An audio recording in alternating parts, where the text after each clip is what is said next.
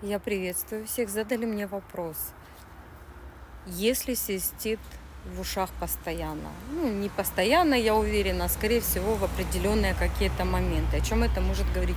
Опять-таки, я очень прошу чувствовать себя, начать чувствовать себя, потому что в 27-м году, в 26-м году это прям будет вопрос выживания в буквальном смысле. Учимся чувствовать свое тело, чувствовать свою интуицию, слышать ее как-нибудь, хоть как-нибудь уже. Ну, общепринятое, то если свист в ушах, это, говорит, подсказка высших сил. То есть надо вспомнить, что в этот момент вы думали, о чем. Учитывая, что свист, например, в правом ухе, то это может быть подсказка от рода отца передается, да. Если в левом ухе, то, скорее всего, подсказка, например, из рода по женской линии, там, матери.